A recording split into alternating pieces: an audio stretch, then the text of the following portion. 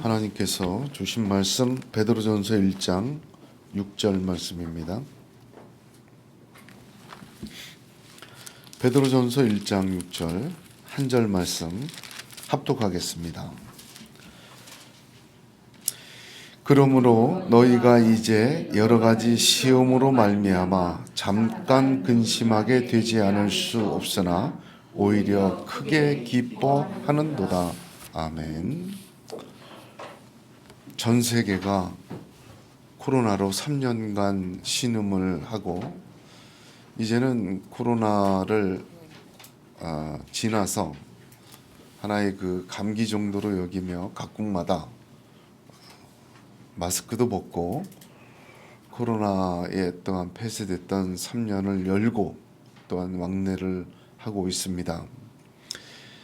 지금 우리는 우크라이나와 러시아가 전쟁을 1년 이상 지속돼 가며 끝날 기미 없이 더 무기를 집결시키고 전쟁을 확대해 가는 것을 듣고 보고 있습니다.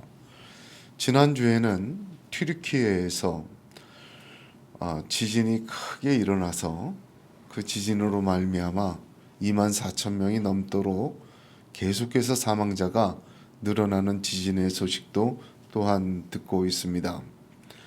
이런 전염병과 전쟁과 지진의 소식들은 단순히 남의 나라 이야기가 아니라 우리들이 살고 있는 어쩌면 무관한 것 같은 우리들의 삶에도 직접적으로 큰 영향을 미치고 있습니다. 전쟁으로 인한 그 물가라든지 또는 어떤 적대적인 감정이라든지 굉장히 고조되고 저와 여러분의 일상적인 삶에도 또 장바구니 물가에도 실질적인 영향을 미치고 있습니다. 신앙적으로 볼 때는 더더욱 그렇습니다. 왜냐하면 성경은 이러한 일들이 재난의 시작이라 그렇게 말씀하셨기 때문입니다. 우리 성도들은 이러한 변화와 이러한 역사를 하나님의 섭리 속에서 벌어지는 사건으로도 이해하고 믿음으로 보아야 합니다. 이러한 때에 하나님은 깨어 있으라고 성경을 통하여 저와 여러분에게 말씀하여 주셨습니다. 이러한 시기일수록 예비된 다섯 처녀 슬기로운 처녀 되어야 하겠습니다. 우리가 받은 믿음과 은혜를 잘 지켜내고 다른 이들이 어찌하든 자지 말고 깨어서 하나님을 바라보며 하나님의 섭리 속에서 하나님의 특별한 은총으로 이끌음 받는 예언교회 성도님들 다 되시기를 우리 주 예수님의 이름으로 축복합니다. 올 한 해 하나님께서는 우리에게 베드로전서 말씀을 주셨습니다. 지난 5주간 동안 1절에서 5절까지 그리스도인의 정체성이 무엇인지 환난과 내부적인 환난과 외부적인 환난 그 혼돈 속에서 지켜내야 되는 그 성도들의 믿음을 위하여 주신 첫 번째 말씀이 그리스도인의 정체성을 되새기라는 것이었습니다. 성도가 자기가 하나님께서 내게 베풀어 주신 일이 무엇인지를 알고 깨닫고 붙드는 것은 마치 우리의 신앙의 삶과 믿음의 뿌리와 같습니다. 비가 오고 바람이 불고 어떤 일이 벌어진다 할지라도 잠깐 그런 것들이 흔들리게 하고 또한 어려움을 준다 할지라도 하나님께서 내게 베풀어 주신 성도의 정체성의 뿌리를 갖고 있는 성도들에게는 오히려 나이테가 더 촘촘해지고 더 자라게 되고 더 굳건하게 되는 그러한 자람의 역사로 이어지는 줄로 믿으시기를 바랍니다. 하나님은 자신이 우리를 미리 아셔서 핏뿌림을 위하여 우리를 택하셨습니다. 그래서 저희들에게 하나님은 산소망을 주셨고 유업을 잊게 하셨으며 썩지 않고 더럽지 않고 쇠하지 아니하는 유업을 잊도록 허락하셨습니다. 또한 믿음으로 충성으로 하나님 앞에 엎드려 있는 자, 살아가는 자를 하나님의 능력으로 보호하고 계심을 말씀하여 주셨습니다. 그러한 은혜로 그 어떤 것도 하나님의 성도들을 넘어뜨릴 수 없고 그 사랑에서 끊을 수 없고 그 어떤 시련과 위험도 그 속에서 우리를 하나님의 능력의 보호하심 속에 있는 저와 여러분을 거꾸로 틀릴 수가 없는 것입니다. 저와 여러분이 그 능력의 보호로 말미암아 더욱더 온전하여질 줄로 믿습니다. 오늘 본문은 그러므로라고 시작을 합니다. 그 정체성을 주신 그 하나님의 역사를 들은 우리가 그러므로라고 이어지는 것입니다. 이 그러므로라고 번역된 이 말은 헬라어 원문을 보게 되면 이 안에서 라는 뜻입니다. 이 안에서 그렇게 시작을 합니다. 헬라어 원문의 어수는 6절이 너희가 이제 여러 가지 시험으로 말미암아 잠깐 근심하게 되지 않을 수 없으나 오히려 크게 기뻐하는도다 했죠. 우리 본문이 원문은 이 안에서 너희가 오히려 크게 기뻐하는도다. 그것부터 시작합니다. 그래서 영어 성경 NIV는 In this you greatly rejoice로 이 6절 말씀을 시작합니다. 이 안에서 너희가 오히려 크게 기뻐한다. 근심보다 먼저 기쁨을 말씀하십니다. 이 안에서가 무엇입니까? 어디 안에서? 성도의 정체성 안에서. 성도는 크게 기뻐하도다. 그런 뜻입니다.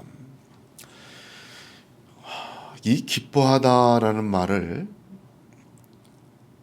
주석을 보면 굉장히 논란이 많습니다. 왜 그런가 하니 문법적으로 조금 불분명하기 때문에 그래요. 이 안에서 너희가 기뻐하라 명령법인지 이 안에서 너희가 기뻐하게 된다 라는 현재 직설법인지 그 차이에 따라 내용이 전혀 달라지기 때문입니다. 상당한 논란이 있습니다. 그러나 정리하면 한마디로 기뻐하라는 명령과 동시에 기뻐하게 되리라는 확신의 말씀이다. 그렇게 이해하시면 좋겠습니다. 따라서 본문을 원문에 따라 정확히 설명하면 성도의 정체성 그 안에서 기뻐하라, 기뻐하게 된다. 이렇게 이해하면 정확합니다. 오늘 본문은 성도의 정체성 이후에 바로 기쁨을 이야기하십니다. 이 안에 성도의 정체성 안에서 기뻐하고 기뻐하게 된다라고 성경은 단언하고 있는 것입니다. 이 성도의 정체성 안에 거하시는 것이 중요합니다. 언제나 이 성도의 정체성을 잊지 말고 되새기며 또 깊이 기억하여야 합니다. 어떠한 어려움과 혼돈이 찾아와도 이 말씀을 되새기며 이 말씀 안에 거하시기를 바랍니다. 그것이 기뻐하라, 기뻐하게 된다라는 말씀으로 바로 이어지게 되는 것입니다. 내가 아는 내 안에 거하지 말고 하나님이 베풀어 주신 성도의 정체성 안에 나 자신을 자꾸만 놓을 때 하나님께서는 그 성도가 붙든 말씀대로 역사하시고 이끄시고 세워주십니다. 다윗을 보면 참 위대한 사람 아니겠습니까? 근데 다윗조차도 자기의 정체성을 잃어버릴 만한 인생의 고비를 너무나도 많이 겪었습니다.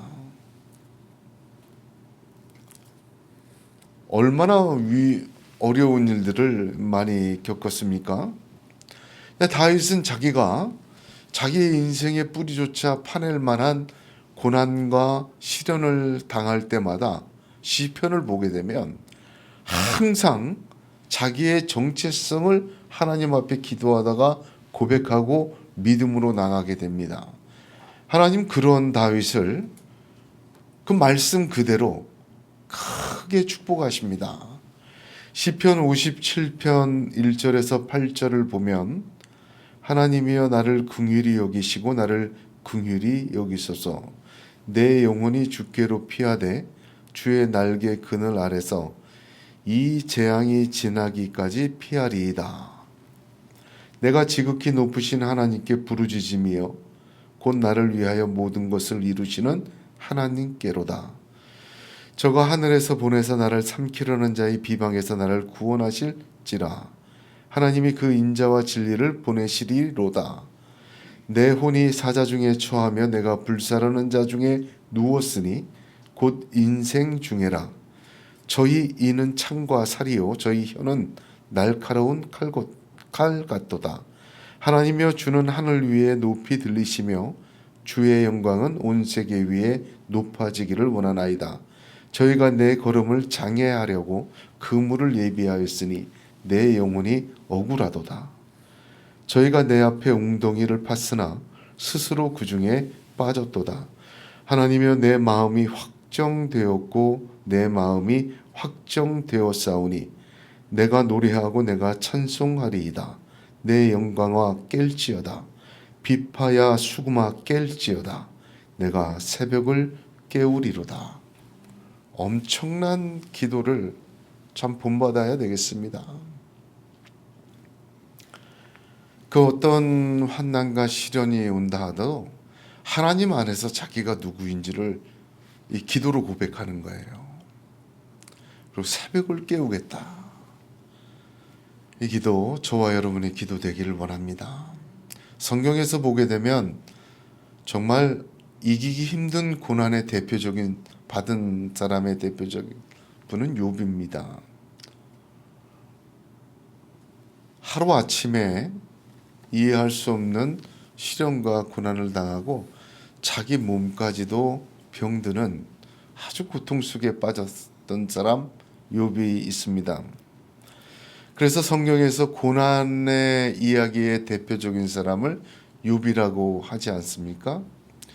욥기 42장 3절 6절을 보면 그가 하나님 안에서 자기를 발견하고 나서 이렇게 고백합니다. 무지한 말로 이치를 가리우는 자가 누구니이까? 내가 스스로 깨달을 수 없는 일을 말하였고 스스로 알 수 없고 헤아리기 어려운 일을 말하였나이다. 내가 말하겠사오니 주여 들으시고 내가 주께 묻겠사오니 주여 내게 알게 하옵소서. 내가 주께 대하여 귀로 듣기만 하였사더니 이제는 눈으로 주를 배옵나이다. 그러므로 내가 스스로 화나고 티끌과 제 가운데서 회개하나이다. 그렇게 하였습니다. 하나님께 묻고 하나님께 듣습니다. 이전까지는 자기가 당한 고난을 친구들의 음성을 듣고 사람의 이야기를 들었습니다.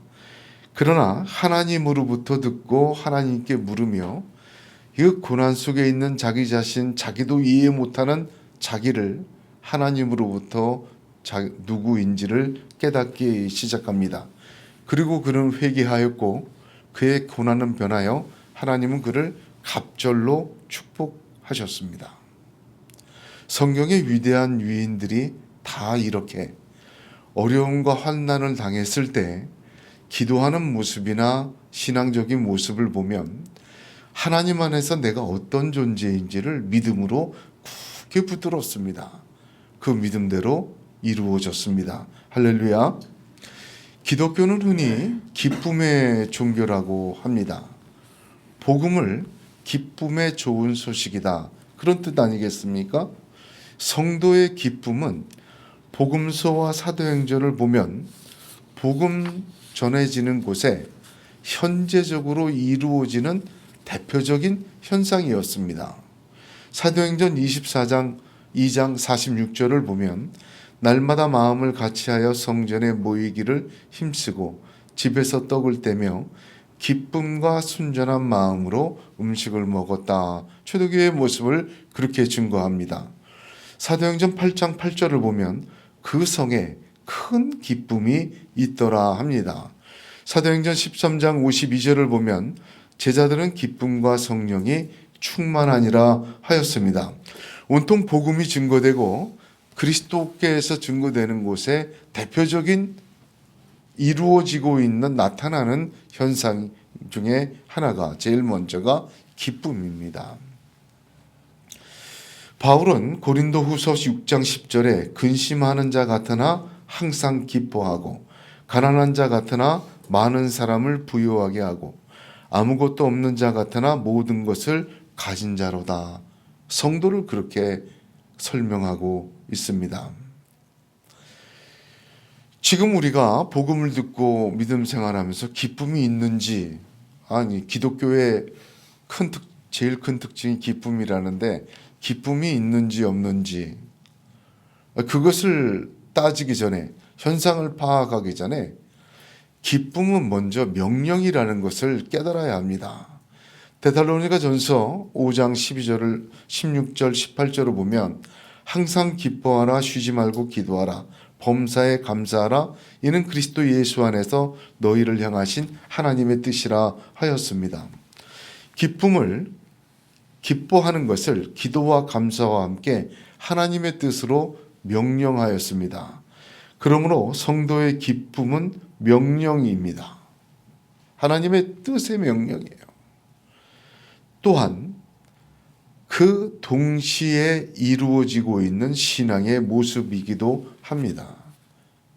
그러므로 성도는 기뻐하여야만 하는 존재예요. 명령에 순종하기 위해서. 동시에 기쁘게 될 수밖에 없는 존재입니다.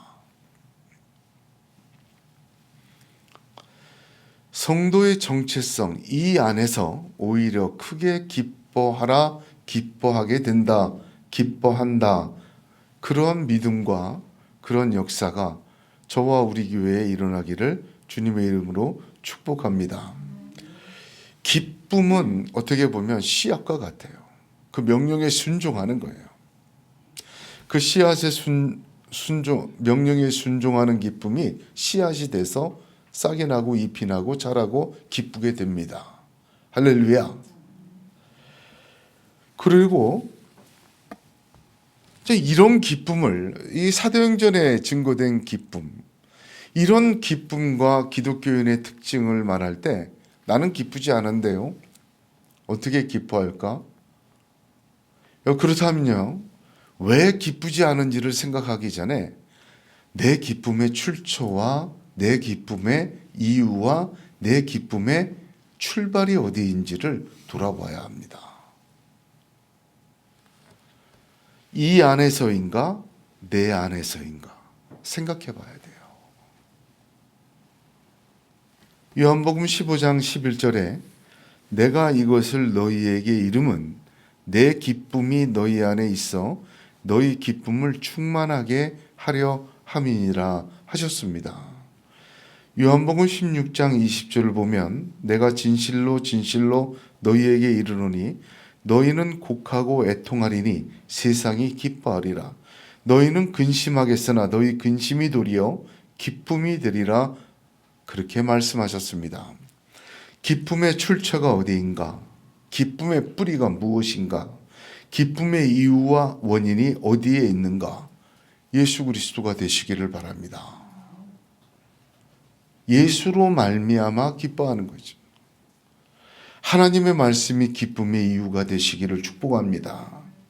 하나님의 사랑이 우리 기쁨의 근원이기를 우리 주 예수님의 이름으로 축복합니다. 성경에 기록된 성도들의 기쁨을 보게 되면 하나님의 말씀으로 기뻐하였고 예수님의 부활로 기뻐하였고 하나님께서 주신 은혜로 기뻐하였습니다. 예수님이 기뻐하셨다. 그 성경에 한 구절 나오죠. 누가복음 10장 21절입니다. 이때 예수께서 성령으로 기뻐하사 가라사대 천지의 주제이신 아버지여 이것을 지혜롭고 슬기 있는 자들에게 숨기시고 어린 아이들에게는 나타내심을 감사하나이다 하셨습니다. 예수님조차 무엇으로 기뻐하셨다고요? 성령으로 기뻐하셨다 그랬어요. 하나님의 말씀과 우리 주 예수와 주님이 갖고 계신 성령, 보내신 성령으로 기뻐하는 것. 기쁨의 출처와 근거와 출발이 어디인가? 여기를 생각해야 합니다. 성경에 기록된 많은 하나님의 사람들을 보게 되면 환난 가운데서 유독 기뻐한 것을 보게 됩니다. 왜냐하면 그 기쁨의 출처가 오직 우리 주 예수 그리스도였고 또한 복음이었으며 성령이었고 하나님 자신이었기 때문입니다. 저와 여러분의 기쁨의 믿음의 기쁨, 진정한 기쁨의 출처와 근거와 출발이 우리 주 예수 그리스도와 말씀과 성령과 하나님의 약속에 있기를 간절히 소원합니다. 어떤 한 여행자가 이제 그리스도인인데 외국을 여행하다가 마침 주일을 맞았습니다. 주일을 맞아서 교회를 가서 예배를 드려야겠다 생각을 하고 가장 번화가인 사거리에 서서 그 지역에 사는 분인 것 같은 분에게 물어봤대요. 오늘이 주일인데 교회를 가야 되겠는데 교회 하나 예배 드릴 교회를 좀 소개해 줄 수 있겠느냐? 나는 여행자입니다. 물어봤더니 그 사람이 어느 한 교회를 가리키면서 저 교회 가서 예배 드리십시오. 그렇게 추천을 하더래요. 근데 자기가 돌아보니까 사거리에 돌아보니까 사방에 교회가 여러 군데가 있었다고 합니다. 꼭 그 교회를 가리키며 거기 가보시라고 얘기해서 이 여행자가 물어봤대요. 당신도 가봤습니까? 그랬더니 나는 한 번도 교회를 안 나간다. 난 교회 나가는 사람이 아니다. 그렇게 얘기를 하더래요. 그럼 왜 이 많은 교회 중에 저 교회 가라고 당신이 추천해 주었습니까? 이유를 물어보니까 나는 교회는 안 나가지만 여기 지나다닐 때 보면 저 교회에서 예배드리고 나오는 사람 표정이 제일 행복해 보인다. 나는 잘은 모르겠고 그래서 항상 그 교회가 좋아 보였다고. 그래서 내가 거기를 추천해 주었다고 얘기를 하게 되었습니다. 같은 도시와 같은 시대에 같은 환경에 살고 있지만 그러나 예배를 드리고 돌아가는 성도들의 마음에 기쁨의 출처가 그리스도와 복음과 말씀과 하나님의 약속과 하나님의 은혜로 가득 채워지는 것. 저도 목회자지만 이걸 너무 소원합니다. 제가 목회를 하는 동안 여러 사이즈의 교회를 다 겪어본 것 같아요. 한 500명 교회부터 시작해서 2,000명 교회에서 시작해서 7만 명 교회에서 시작해서 각 사이즈별로 교회를 다 겪어봤습니다.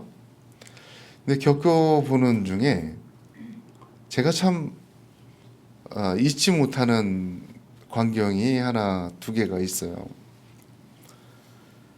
교회를 오는데 발걸음들이 거의 반 뛰어옵니다. 그러니까 뭔가 소망을 갖고 오는 거죠. 그러니까 안내를 쓰려고 부목사시절에 서서 보면 정말 놀랐습니다. 그들이 왜 그렇게 오는 걸까? 갈급해서. 두 번째는 교회를 나갈 때 이제 밖에 서서 인사하지 않습니까? 인사할 때 나갈 때 모습이 어떻게 보면 이렇게 보면 조금 알게 돼요. 무엇을 가지고 가는지.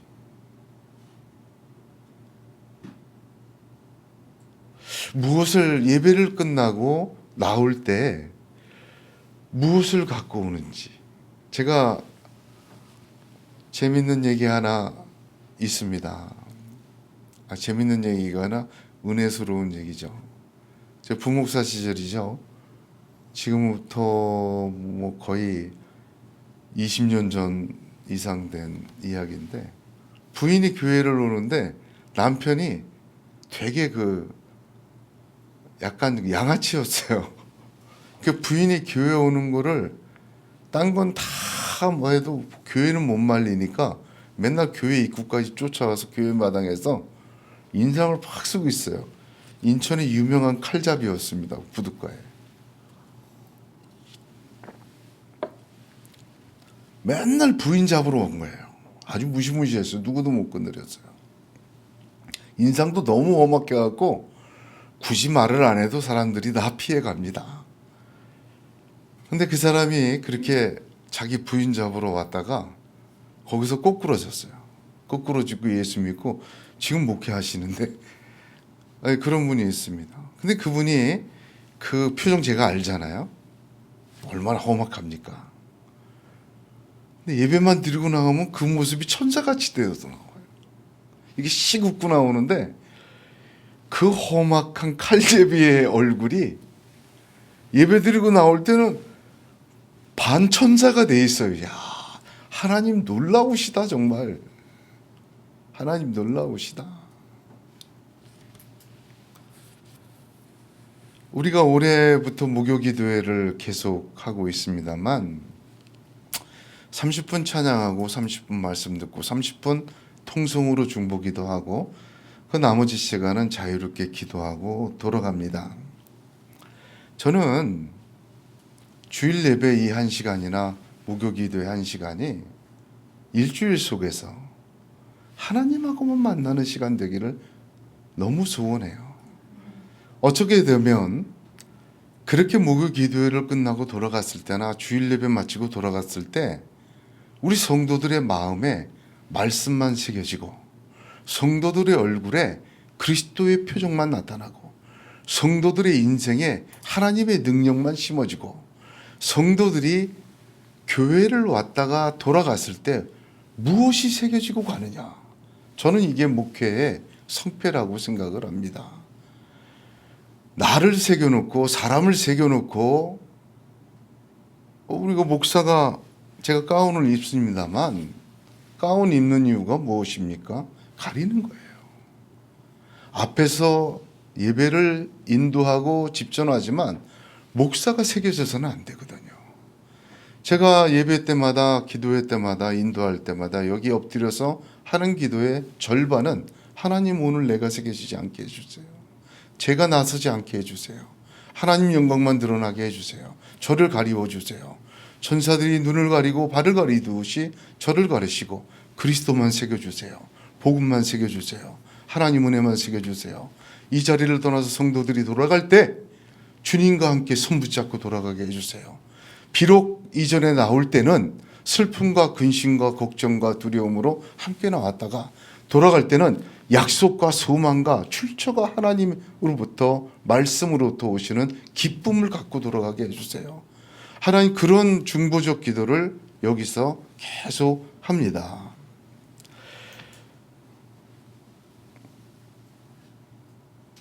저와 여러분에게 하나님께 예배드리고 나갈 때 하나님께 기도하고 나갈 때 적어도 일주일에 그 한 2번은 우리가 지금 2번밖에 못하고 있지만 그 2번은 하나님의 은혜만 채워지기를 간절히 소원합니다. 말씀만 새겨지길 간절히 소원합니다.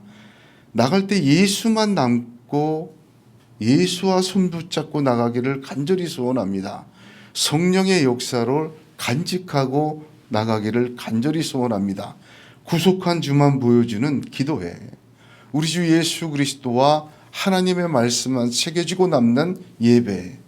그렇게 집중되어지는 그런 은혜의 시간이 예언께 있기를 간절히 소원합니다.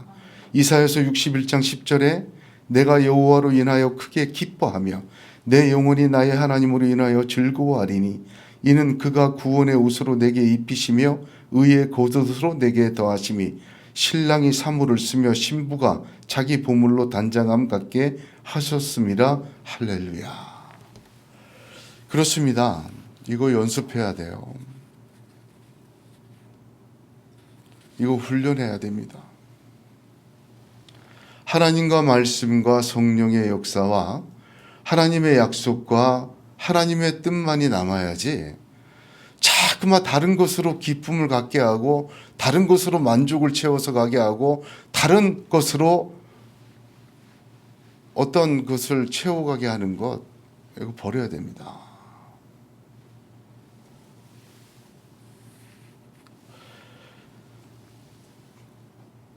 그렇게 훈련이 되어지고 그렇게 교회가 세워질 때 정말 하나님으로부터 오는 기쁨을 사모하게 되고 기뻐하라는 명령을 순종하게 되고 그렇게 하나님의 말씀, 하나님의 출처, 그리스도 예수의 기쁨을 가지고 살다가 환난과 어려움과 두려움을 만나도 성경에 기록된 그 욥처럼 다윗처럼 세상을 이기는 믿음으로 하나님의 기쁨으로 세상이 감당 못할 믿음의 사람으로 세워지고 이루어질 줄로 믿습니다.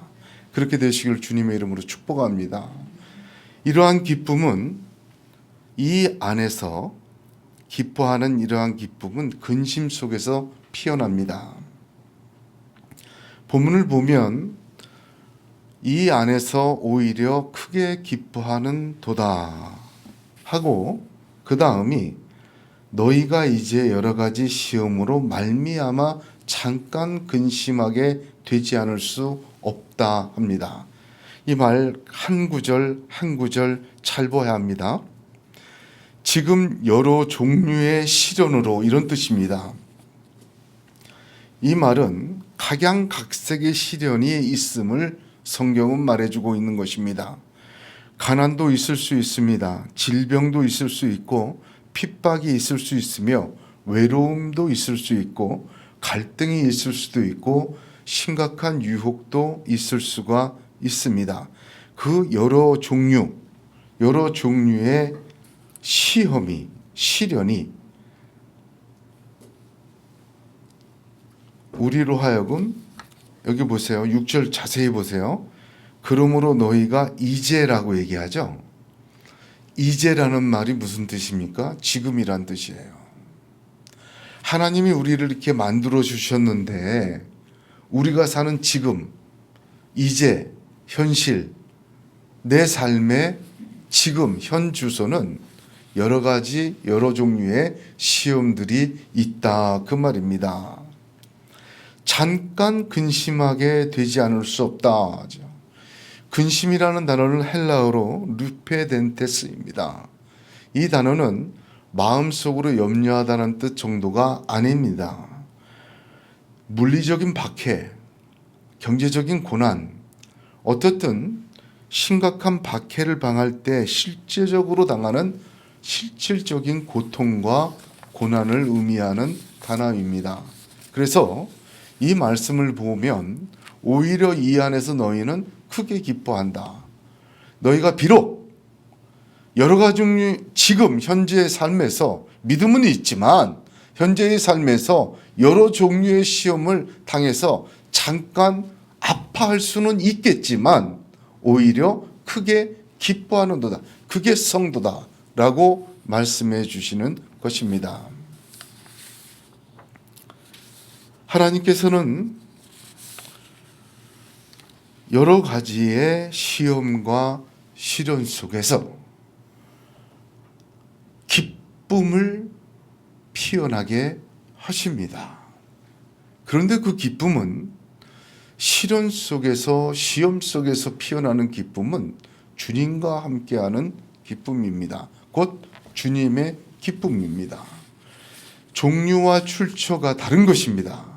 하나님께서는 성도들이 그리스도의 영광에 함께 이르게 하기 위하여 고난도 함께 허락하십니다.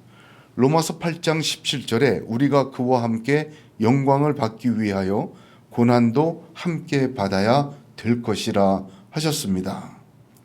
그러므로 주님과 함께 믿음으로 겪는 시련들에서 우리는 그 시련을 허락하신 하나님을 바라보아야 합니다. 지금 내가 그 고통 속에서 잠깐 근심, 아플 수 있다. 어쩔 수 없는 게 아니라 당연한 거다. 그러나 그 속에서 오히려 너는 크게 기뻐한다. 이 안에서, 성도의 정체성 안에서, 하나님이 베풀어 주신 역사 안에서 그 기쁨은 출처가 다른 것이다. 그 기쁨은 종류가 다른 것이다. 그 기쁨은 질이 다른 것이다. 왜냐하면 예수님이 받으신 그 기쁨을 나눠주시는 것이요, 성령으로 기뻐하는 것이요, 하나님이 주시는 은혜로 기뻐하는 것이기에 세상의 기쁨과는 차원이 다른 것이다. 그런 말씀입니다. 로마서 8장 18절에 생각건대 현재의 고난은 장차 우리에게 나타날 영광과 좋게 비교할 수 없도다 하셨습니다. 그러므로 성도에게 기쁨은 명령이자 동시에 그 명령을 순종하는 자에게 이루어지는 하나님의 역사입니다. 그 기쁨이 차원이 다른, 출처가 다른 기쁨이 씨앗으로 뿌려지고 우리가 당하는, 지금에서 당하는 잠깐 근심하게 되는 시련 속에서 싹이 나고 잎이 나고 열매를 맺어 영원한 기쁨으로 이루고 충만하게 될 줄로 믿으시기를 바랍니다. 요한복음 16장 21, 22절에 여자가 해산하게 되면 그때가 이르렀으므로 근심하나 아이를 낳으면 세상에 사람 난 기쁨을 인하여 그 고통을 다시 기억하지 아니하느니라. 지금은 너희가 근심하나 내가 다시 너희를 보리니 너희 마음이 기쁠 것이요 너희 기쁨을 빼앗을 자가 없느니라. 할렐루야. 여러분, 우리의 기쁨이 자꾸 바뀌어야 돼요. 내가 기뻐하던 것으로 기뻐하는 것은 습관입니다.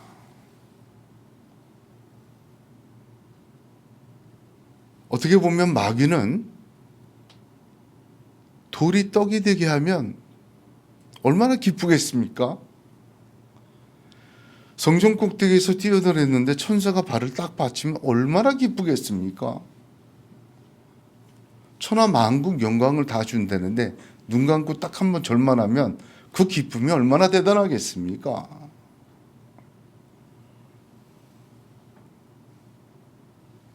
예수 믿는 사람에게 오늘 베드로는 환난을 예상하고 성도의 정체성을 말해준 다음에 기뻐하라고 명령합니다. 차원이 다른 것입니다. 저와 여러분이 1장 6절의 말씀을 듣고 우리의 기쁨의 주제가 달라지기를 주님의 이름으로 축복합니다. 내가 이전에 기쁘던 걸 그냥 하지 말라는 거 아니에요. 놔두세요. 그러나 하나님으로 기뻐하고 그리스도 예수로 기뻐하고 말씀으로 기뻐하고 하나님 주신 약속으로 기뻐하고 하나님 교제로 기뻐하는 것을 자꾸 순종해야 돼요. 그게 시련 속에서 우리의 정체성 속에서 정말 영원한 기쁨으로 이어지는 길이기도 합니다. 단맛에 익숙하면 쓴맛의 기쁨은 모르죠. 내 뜻대로 되는 것에 기뻤던 사람은 어떻게든지 자기 뜻으로 만들려고 해요. 무슨 짓을 해서라도. 왜? 자기가 기쁨을 얻으니까. 정욕과 탐욕의 기쁨을 느낀 사람은 어떻게든지 그런 범죄를 저지르든 뭐를 하든 그런 짓들을 해서 자기 기쁨을 세워갑니다. 저와 여러분의 기쁨은 성도로 살고 있는 이 땅에서 하나님과 말씀과 우리 주 예수와 성령으로 기뻐하는 기쁨으로 채워지기를 간절히 소원합니다.